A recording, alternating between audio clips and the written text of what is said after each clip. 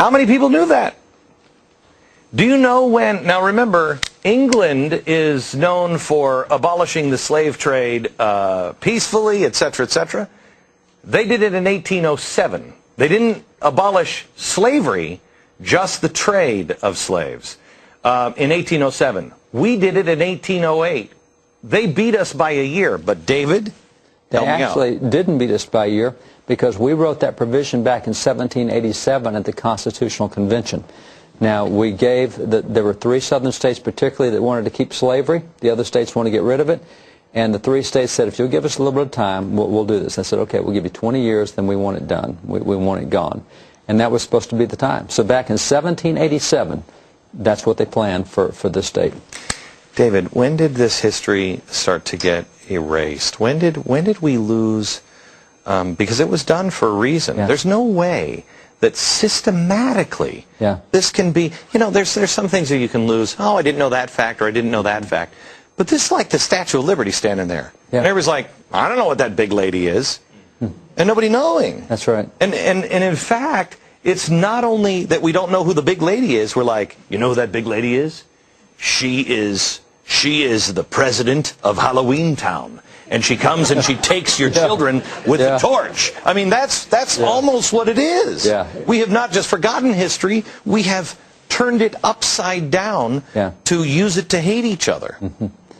There was a whole period of time, founding fathers passed anti-slave law after anti-slave law. 1789, they abolished slavery in any new territory. You couldn't become part of the United States if you had slavery. 1794, they banned the exportation of slaves. 1808, they banned the importation of slaves and slave trade. They're going through really great.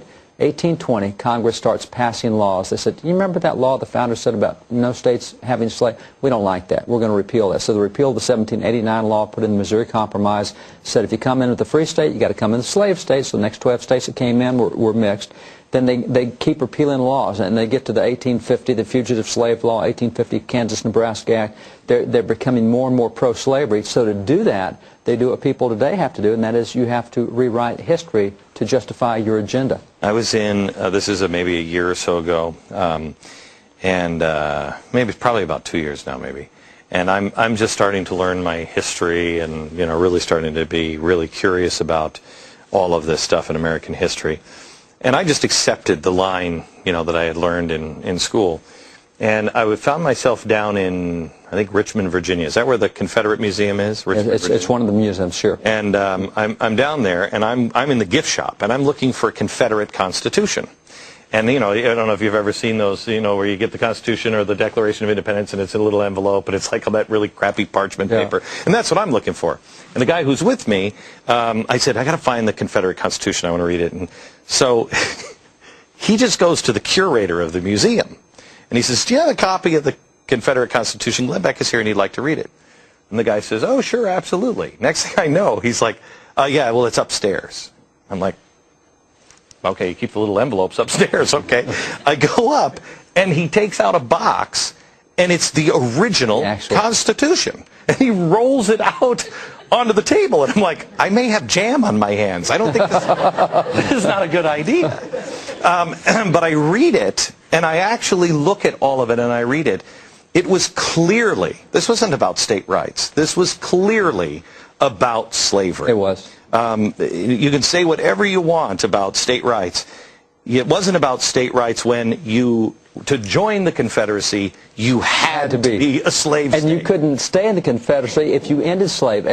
If it's a slave, I mean, if it's states' rights, states get to choose. Exactly right. And there's a reason, too, that the title on it was called the Slave-Holding Confederate States of America. That's part of the title. Yeah. Now, we never say that. Yeah, I tell you, I learned more just from having that reading the Constitution. Just reading the Constitution. Absolutely. It's amazing what you can learn, America, from reading a Constitution. We should try it sometime. What do you say? All right, I'm going to take a break. How much time do I have? Because I don't want to get in. I've got some stuff here on yeah, okay, we're going to take a break. When we come back, I want to show you what was in the newspaper, in the death announcements of people who fought in the Revolutionary War. Oh, you won't believe the racism or the lack of it. Next.